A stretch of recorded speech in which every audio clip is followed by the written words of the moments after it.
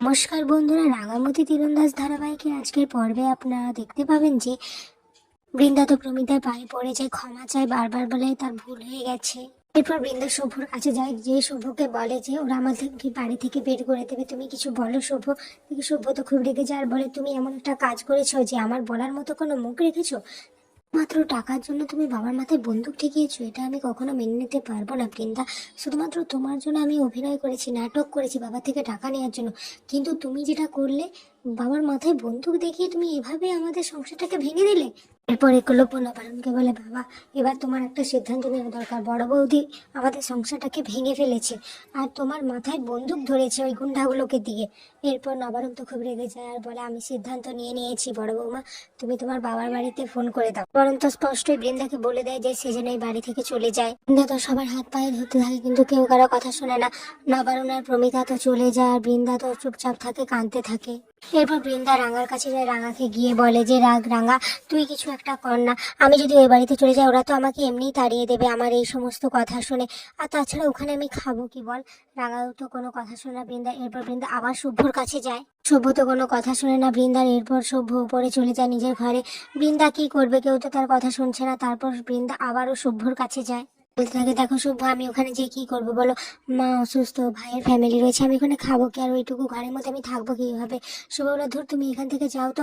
এরপর বৃন্দা তো খুব রেগে যায়। তারপর বলতে থাকে, আমি কিন্তু তোমার নামে তাহলে ডিভোর্স ফাইল করবো আর এরপর তোমাকে লক্ষ লক্ষ টাকা আমায় দিতে হবে। শুভ তখন বলে, ধর তুমি যা পারে করো তো, আমার কাছে কোনো টাকা নেই, লোনে এমনি ডুবে রয়েছি, তারপর আবার এইসব। এরপর বৃন্দা আবার অনুনয় বিনয় করতে থাকে শুভ্রর কাছে যে, শুভ আমরা যদি ভাড়া বাড়িতে চলে যাই তখন কি হবে।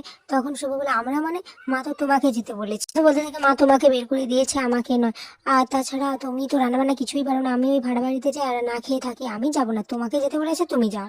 এরপর বৃন্দা তো আবার অনুনয় বিনয় করতে থাকে সভ্যর কাছে। সভ্য তো এবার গলে যায়, বলে, দেখো সোনা তুমি এমন একটা কাজ করলে যে আমার বলার মতো কোনো মুখ নেই। আর এই সমস্ত ঘটনা রাঙা আর একলব্য বৃন্দাদের ঘরের বাইরে থেকে সমস্ত দৃশ্যটা দেখতে থাকে আর হাসতে থাকে। এরপর রাঙা একলব্যকে বলতে থাকে, দেখো যে বড় বৌদিদিকে এই বাড়ি থেকে বের করে দেওয়াটা উচিত নয়, তাহলে বড়দাদা একা হয়ে যাবে। আর তখন একলব্য তো খুব রেগে যায়, বলে, তোমার কি মাথা খারাপ হয়ে গেছে, মা বাবা মানবে না। আর তাছাড়া তুমি এত কষ্ট করে এত প্রমাণ জোগাড় করলে বড় বৌদির বিরুদ্ধে, তাহলে তুমি এসব কথা কেন বলছো। অন্যদিকে দেখা যায় যে প্রমিতা তো নিজের লাগেজ থেকে জামা কাপড়গুলো বের করে আলমারিতে রাখতে থাকে আর নবারুণ তো পেছনে ঘুরঘুর করতে থাকে। এটা দেখে প্রমিতা বলে, কি হয়েছে বলো তো, তুমি এভাবে ঘুরঘুর করছো কেন পেছনে। এরপর নবারুণ বলতে থাকে, তুমি এই ঘর থেকে গেলে কেন। তখন প্রমিতা বলতে থাকে, আরে বাবা আমি এই ঘর থেকে কোথায় গেলাম, আমি তো শুধুমাত্র এই রুমটা থেকে গেলাম। এবার আবার নবারুণ বলতে থাকে, সেই এই রুম থেকে গেলে কেন। তখন প্রমিতা বলে, আরে বাবা আমি তো কটা দিনের জন্য উপাসে গেছিলাম অন্য রুমে। এরই মধ্যে একলব্য আর রাঙাও চলে আসে। এত চিৎকার করে বলতে থাকে যে বড় বউ দিদি খুব কান্না করছে। এটা শুনে নবারুণ বলে, কান্না করছে, কান্না করার মতো কাজই তো করেছে, আর তাছাড়া ও এত বড় একটা কাজ করেছে, ভুল করেছে, আর ওকে আমরা অনেকবার সুযোগ দিয়েছি। এরপর প্রমিতা বলে, দেখ রাঙা, তোর যদি এরকম কথায় কথায় মন কাঁদে তাহলে কিন্তু খুব বড় সমস্যা হয়ে যাবে। রাঙা বলতে থাকে, দেখ হাতের 5টা আঙুল তো সমান হয় না, তাই বড় বৌদিকে এই বাড়ি থেকে বের করে দিয়ে সমস্যার সমাধান মেটানো যাবে না। এর থেকে বরং তোরা বড় বৌদিকে একটা প্রস্তাব দে। পরের দৃশ্যে দেখা যায় যে নবারুণ প্রমিতা সবাই ডাইনিং এ আসে আর এসে বৃন্দাকে ডাকে। বৃন্দা তো শুনেই ছুটে চলে আসে, এসে নবারুণের পায়ে পড়ে যায়, বলে, বাবা আমাকে এবারের মতো ক্ষমা করে দিন, আমি আর কখনো এরকম করব না।